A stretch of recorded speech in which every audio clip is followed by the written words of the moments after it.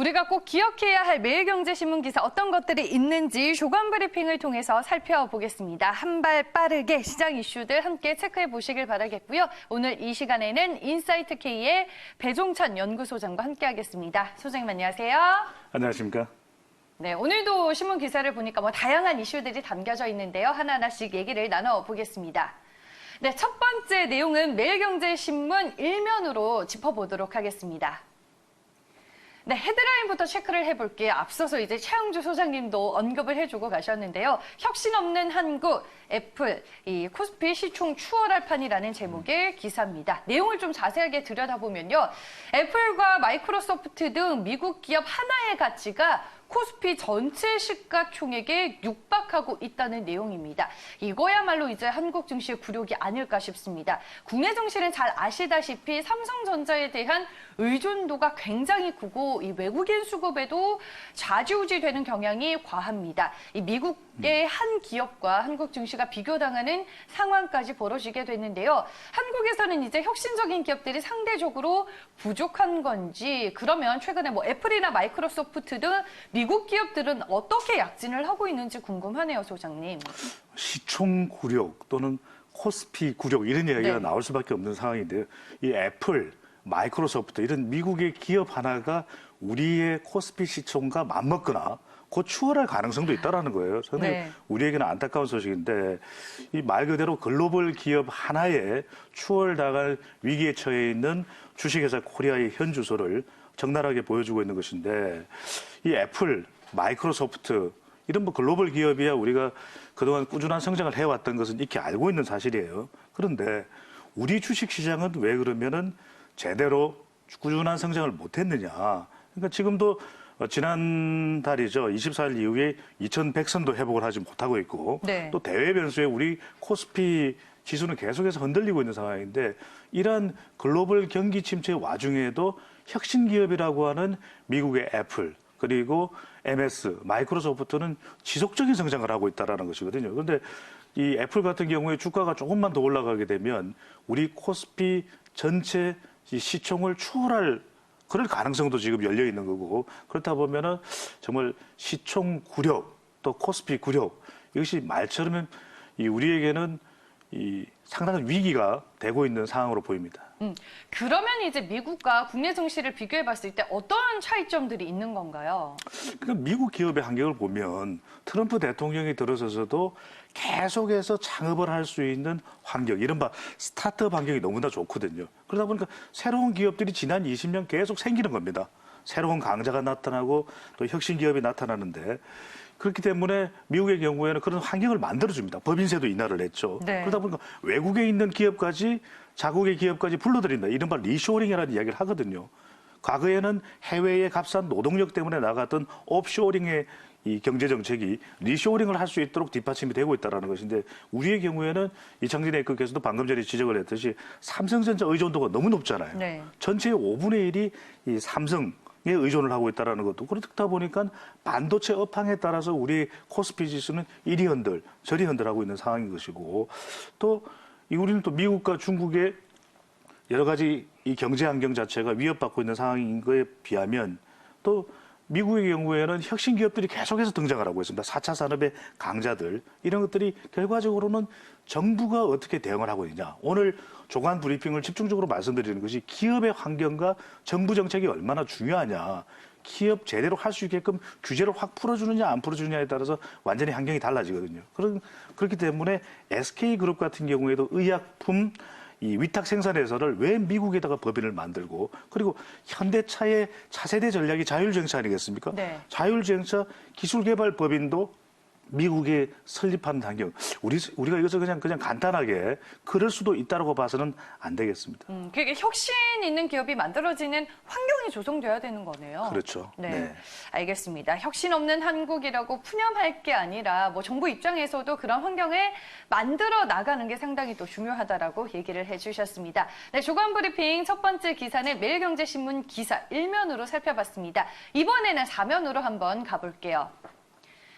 네, 뭐 어제 하루 종일 화제가 됐었던 주제죠. 타다 얘기가 실려 있습니다. 먼저 제목부터 확인을 해볼게요.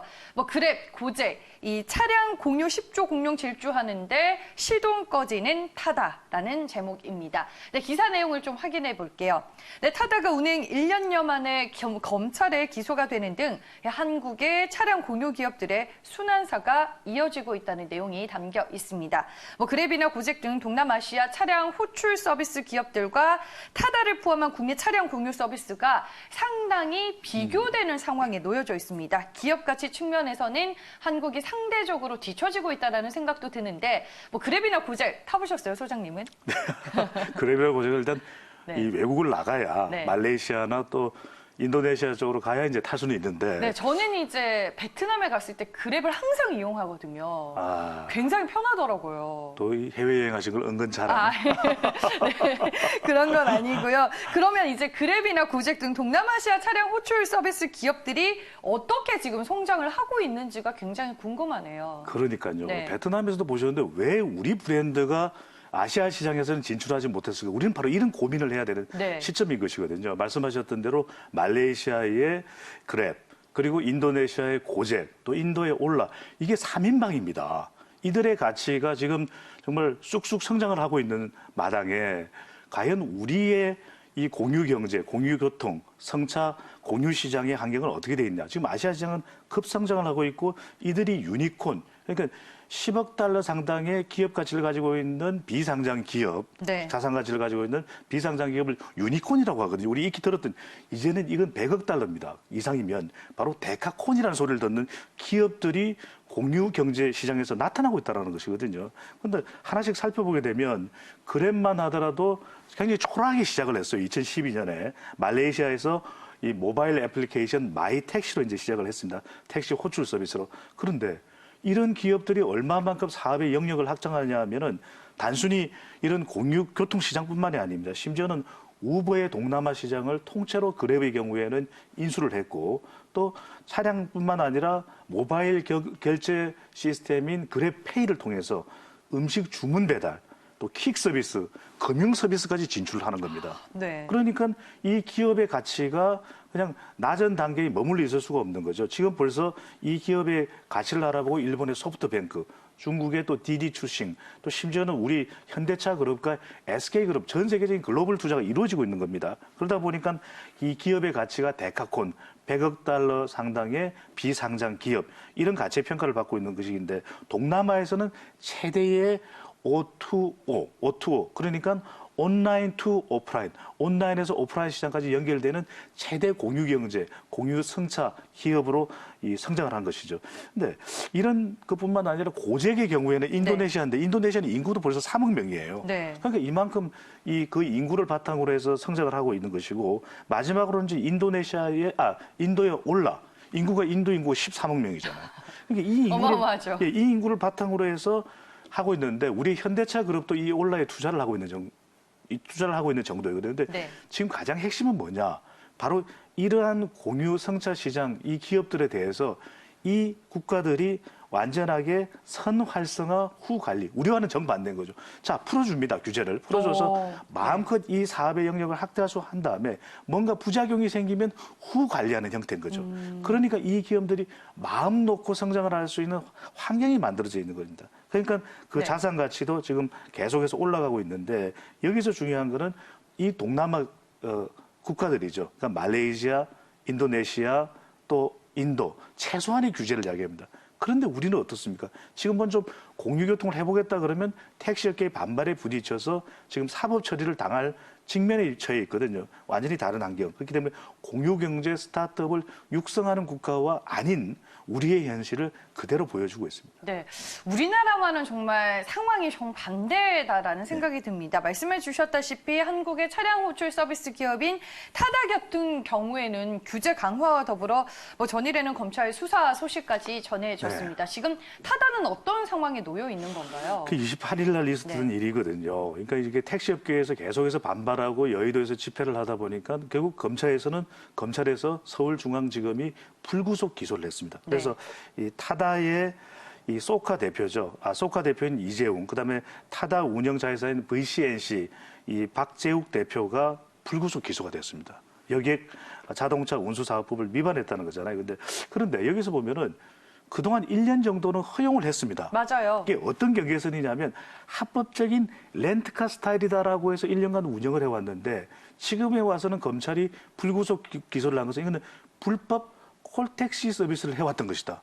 그렇다면 어느 장단에 춤을 춰야 될지. 네. 그러니까 택시업계는 계속해서 반발할 수밖에 없다면 이런 미래지향형 모빌리티 사업은 어떻게 육성을 해 나가야 되는 건지라는 의문을 제기할 수밖에는 없어 보입니다. 네, 소장님도 타다 많이 이용하세요? 그럼요. 이게 택시가 안 잡힐 때 네. 타다 같은 서비스를 이용하면 굉장히 우리가 합리적으로 운영을 할 수가 있거든요. 소비자 입장에서는 이용을 할 편해요. 수 있거든요. 그러니까 네. 소비자 입장에서는 편하다 보니까 관련된 각종 여론조사도 굉장히 호의적입니다. 그런데 문제는 당장 이 생존의 살이 달린 택시업계에서는 극렬 반발할 수밖에 없고 이걸 또 선거에서 의식을 해야 되는 정치권에서도 네. 이 계속해서 공유경제와 관련된 입지를 좁혀왔던 셈인 거죠.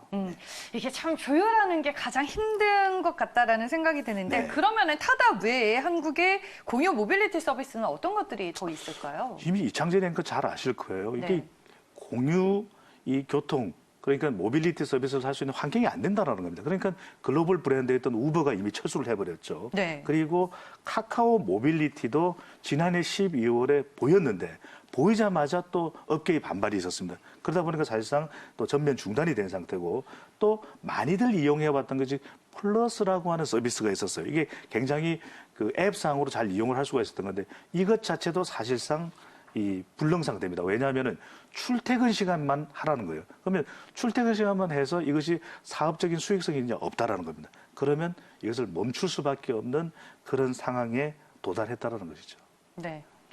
알겠습니다. 오늘은 이제 차량 공유 서비스 기업과 관련된 내용을 저희가 두 번째 기사로 살펴봤습니다. 매일경제 조간 브리핑 세 번째 기사 보겠습니다. 이번에는 매일경제신문 8면에 실린 기사를 살펴보겠습니다. 네, 삼성 얘기입니다. 제목은요, 36명으로 시작한 삼성전자 시가총액 300조, 반도체 그리고 TV 초강자로라는 헤드라인입니다. 네, 기사 내용을 자세하게 보도록 할게요. 글로벌 시장에서 애플, 인텔, 퀄컴 등 초일류 기업과 치열하게 경쟁하고 있는 삼성전자가 다음 달 1일에 창립 50주년을 맞게 됩니다. 삼성전자는 잘 아시다시피 반도체, 스마트폰, 생활 가전 할 것 없이 글로벌 IT 산업 발전을 견인하고 있고요. 이제는 대한민국을 대표하는 기업을 넘어서서 글로벌 인류 기업으로 성장을 하게 됐습니다. 다음 달에 이제 창립 50주년을 맞는 삼성전자, 그동안의 성장 스토리 어떻게 정리를 해볼 수 있을까요?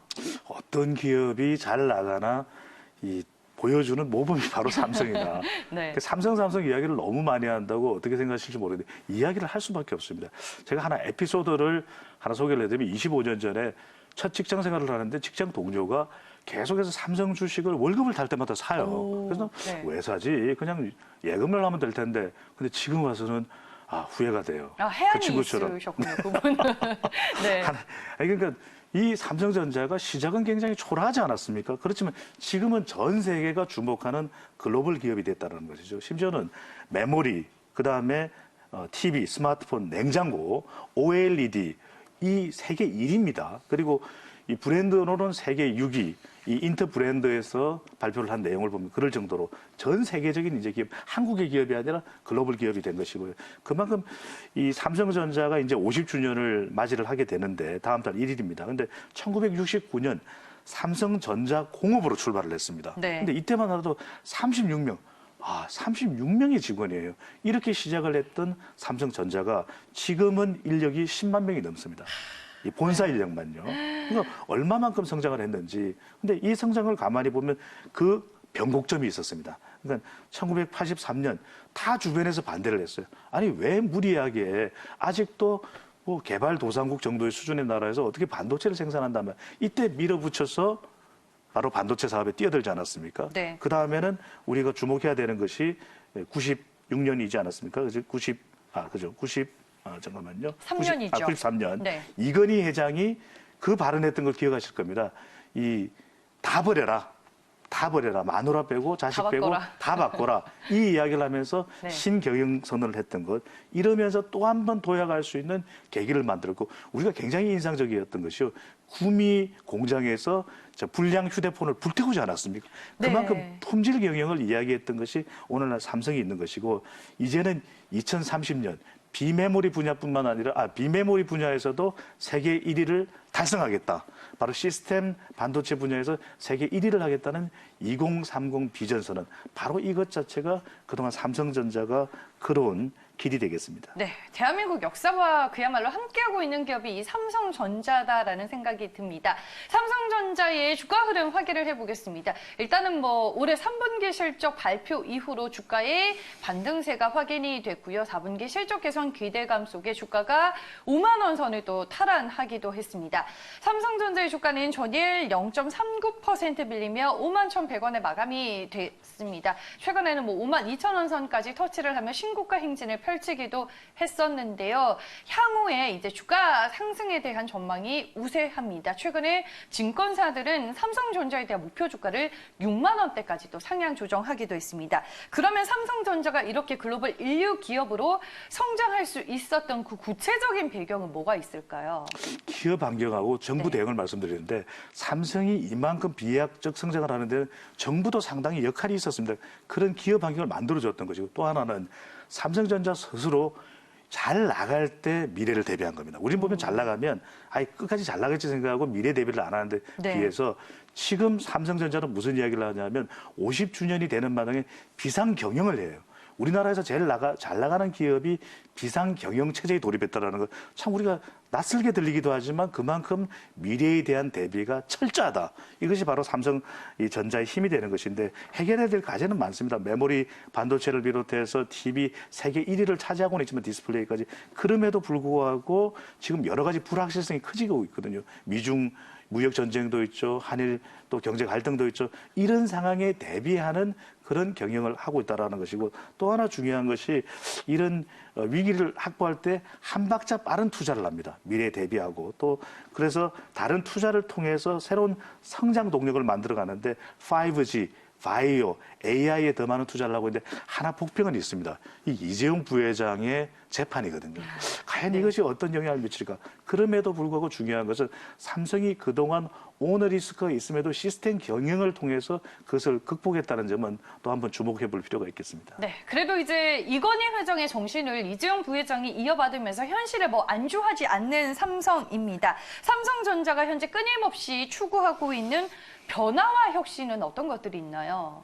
그렇습니다. 중요한 것이 아까도 말씀드렸지만은 이 한 박자 빠른 그래서 새로운 계속 비전을 만들어가고 있다는 것이 삼성의 변화와 혁신의 축이 되는 것이거든요. 보통은 잘 나갈 때 이런 거 안 세웁니다. 근데 삼성의 경우에는 2030 비전도 만들어놓고 얼마 전 우리가 현대차를 보더라도 직원들 앞에서 앞으로 미래에 어떤 네. 현대차가 가겠다라고 하는 메시지를 제시하지 않습니까? 일어난 이 활동이 그 어떤 다른 기업보다도 빠르고 이재용 부회장이 그 점을 적극적으로 보여주고 있다는 점에서 이것이 바로 그 자체가 삼성의 변화와 혁신으로 볼 수 있겠죠. 네, 알겠습니다. 다음 달에 창립 50주년을 맞이하는 삼성전자 얘기 세 번째로 나눠봤습니다. 이번에는 어떤 경제 얘기를 나눠볼까요? 매일경제신문 23면으로 가보겠습니다. 면세점 얘기입니다. 중국 보따리상이 흔든 면세사업 대기업도 포기입니다. 내용을 자세하게 보도록 할게요. 네, 두산은 면세사업 철수를 결정하면서 현재 면세점을 운영 중인 현대백화점 등의 두타 면세점 자리 임차를 제한한 것으로 알려졌습니다. 하나그룹의 하나갤러리아가 지난 4월쯤에 면세 사업을 포기한 데 이어서 두산도 면세점 사업을 접게 됐습니다. 수익성 개선이 어렵다라는 이유 때문인데요. 황금알을 낳는 사업으로 여겨졌었던 시내 면세점, 지금은 곳곳에서 백기를 들고 있는 상황입니다. 하나갤러리아에 이어 두산도 이제 결국에는 면세점 사업을 포기한 이유가 뭘까요? 그러니까 기업 환경과 정부 정책이 얼마나 중요한가. 그래서 네. 지금 면세점은 정말 황금알을 낳는 그 로또라고 생각을 했었잖아요. 그래서 대기업들이 다 진출을 하기를 원했던, 그래서 심지어는 무리한 진출을 하려다가 법적인 문제까지도 발생할 정도인데 더 이상 이제는 황금알을 낳는 거의가 아니다. 그래서 투자의 관점에서도 관련 기업들에 대해서 좀 더 신중할 필요가 있다라고 말씀을 드릴 수밖에 없는데, 첫 번째는 출혈 경쟁입니다. 말 그대로 이 서로 간의 매출 경쟁을 하다 보니까 이게 경기는 침체돼 있고 사드 사태로 중국 관광객은 줄어드는데 오히려 지출해야 될 리베이트는 더 많아진 거든. 네. 이른바 중국 보따리상이라고는 다이궁이라고 이야기하죠. 이렇게 출혈 경쟁을 서로 하다 보니까 좀 더 선점하고 있는 3인방에 비해서 시장 진출이 늦었던 기업, 가령 이제 하나갤러리아나 두산 같은 경우에는 경영 위기가 초래될 수밖에 없는 것이고, 또 하나 중요한 것이 앞서도 말씀드렸지만 이미 이 시장이 선점돼 있어요. 그러다 보니까 후발주자들이 규모의 경제를 하기에는 뭔가 이건 가격 수익성이 뒤따라줘야 되거든요. 네. 값싸게 들여와서 면세로 팔아서 수익을 얻어내야 되는데 이게 어느 정도의 규모가 돼야 되는데 그렇지 못한 것이 후발주자들이 대체로 겪는 어려움이 되는 것이죠. 네, 버티다가 결국에는 후발주자들이 지금 나가 떨어지고 있는 상황이다라고 말씀해 주셨습니다. 국내 증시 안에서 면세점 관련주들 최근에 주가 분위기는 어떤지 확인을 해보겠습니다. 호텔신라도 주가 지지부진한 흐름이 이어지고 있는 상황인데요. 이 호텔신라는 전일 주가 1%대로 밀리며 75,100원에 마감이 됐습니다. 롯데쇼핑과 신세계가 전일자 1% 넘는 상승세를 보여줬고요. 신세계 인터내셔널이 4% 넘게 올라 189,500원에 마감이 됐습니다. 출혈 경쟁으로 인해서 하나갤러리아 그리고 두산과 같은 후발주자들은 힘든 시간을 보냈지만 면세점 매출액은 올해 들어서 매달 최고치를 경신하고 있는 상황입니다. 어떤 외형 성장을 또 한편으로는 나타내고 있나요? 그 외형은 성장하는데 수익성은 떨어지는 거예요. 네. 문제는. 그러니까 면세 기업들이 이제는 늘어났지 않습니까? 면세점을 하는 기업들의 진출이 늘어났는데 그러다 보니까 외형은 이제 성장할 수밖에 없습니다. 매출 경쟁을 계속하니까. 그래서 9월에는 역대 최고치입니다. 이 3조 2,421억 원. 아, 그러면은 상당히 이 산업이 호황이겠구나 생각할 수 있는데 네. 바로 출혈 경쟁이라는 거예요. 그러다 보니까 수익성은 계속해서 떨어지고 영업이익은 감소하는 사태가 있는데 호텔신라도 조금 전에 주가 현황을 보여줬지 이 홍콩의 12사태 때문에 챈라코 공항에 면세점 진출되어 있는 것이 수익성이 안 좋다라는 거예요. 네. 바로 이런 여파까지도 미치기 때문에 정작 산업의 규모는 커졌는데 수익성은 현저하게 낮아졌다는 겁니다. 네. 한마디로 이제 면세점 업계는 매출이 늘어도 속빈 강정이다라고 평가를 해볼 수 있을 것 같은데 현재 면세점 업계가 겪고 있는 위기를 우리가 어떻게 파악을 해야 될까요? 네, 지나친 출혈 경쟁입니다. 이대로 가다가는 면세점 업계 전체가 위기에 빠질 수밖에 없는 상황이거든요. 심지어는 아까 말씀드렸던 중국 보따리상, 다이궁을 비롯해서 여행 가이드 등등에게 지불되는 수수료가 정말 한 2조 원 가까이 추정이 되고 있어요. 네. 그 정말 상당히 많은 금액이 안 줄 수도 없고. 안 줄 수가 없어요. 그렇지 네. 않으면 이 매출이 계속해서 또 문제가 될 수밖에 없는 상황인데 또 가격 경쟁력이 규모의 경제를 통해서 이제 핵심 사항이 되는 것인데 근데 선점하고 있는 세계 신세계나 또 이런 경우에는 이미 시장의 80%를 차지하고 있어요. 그러니까 20%를 가지고서 두산, 하나갤러리아, 그동안 심지어는 우리 최초의 이 동화 면세점 이런 경우에는 수익성의 어려움을 겪을 수밖에 없거든요. 근데 문제는 뭐냐? 이러면 조정이 필요한데 정부에서는 철수하는 면세점 기업이 있으니까 신규를 내겠다는 거예요, 정부는. 근데 이게 사실은 말이 안 되는 거죠. 네. 이게 말 그대로 면세 관련 탁상 행정이다. 이런 이야기가 나오고 있는 것입니다. 네, 알겠습니다. 면세점 얘기로 저희가 네 번째 이슈를 살펴봤습니다. 마지막 기사로 경제 이슈 체크해 보겠습니다. 이번에는 매일경제신문 24면입니다. 네, 조선주들 얘기입니다. 실적 부진 조선 3사 4분기에는 순항할까인데요. 기사 내용을 보시면요. 이 조선업계 빅3의 3분기 실적은 부진했지만 4분기에는 호재로 주가가 순항할 것이다라는 기대감이 형성이 되고 있습니다. 비록 3분기 실적 기대치를 낮춰야 하겠지만 4분기부터는 호재와 모멘텀이 있다는 얘기인데요. 먼저 조선업계 빅3의 3분기 실적은 어떻게 지금 추정이 되고 있나요? 네, 3분기는 이 빅3 가 다 내려가고 있는 그런 추세로 나타나고 있는데 이 한국조선해양 같은 경우에도 매출액은 증가를 했습니다. 그런데 네. 우리가 자꾸만 말씀드리는 것이 매출액보다는 이제 결국 영업이익이나 수익성을 봐야 되는데 영업이익은 한국조선해양이 20.1%가 전년 동기 대비 줄어들었습니다. 3분기 경우에. 그러니까 이게 발주를 할 수 있는 큰 손들이 여러 가지 글로벌 경기 침체 때문에 일단 좀 관망 추세예요. 네. 그러다 보니까 삼성중공업과 그리고 대우조선해양도 특히 다른 상황은 아닌데 거의 비슷한 상황인데 대우조선해양은 전년 동기에 비해서 55%나 매출이 감소를 했습니다. 네. 네.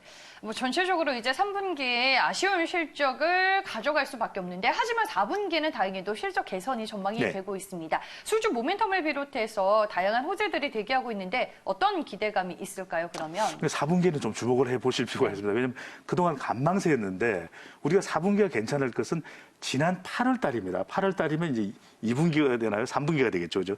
3분기 때 이제는 발주 의향서들이 좀 네. 쏟아졌어요. 네. 근데 그게 최종적으로 계약까지 이어질지는 지켜봐야 되겠지만 그걸 보면은 4분기는 괜찮을 것이라고 하는 것을 볼 수가 있을 테고 그다음에 또 하나는 이 에카 천연가스 운반선인데 중국에서 만들었던 LNG 운반선이 사고가 났습니다. 폭발 사고가 있는 바람에 우리 쪽으로 이제는 수주 채널 자체를 돌릴 가능성이 높기 때문에 이것도 우리 빅3에 상당히 또 밝은 뉴스가 될 수 있고 마지막으로는 이 IMO에서 이제 국제 회사 기구죠. 이제 환경입니다. 네. LNG를 사용하라는데 이쪽에 우리의 강점이 있기 때문에 네. 이 부분도 우리가 생각할 수 있는 세 가지의 호재가 되겠습니다. 네, 알겠습니다. 4분기는 또 달라지는 빅3 조선 3사를 기대해 보겠습니다. 매일경제 조간 브리핑 여기까지고요. 오늘 이 시간에는 인사이트 K의 배종찬 연구소장과 함께했습니다. 오늘 말씀 고맙습니다. 감사합니다.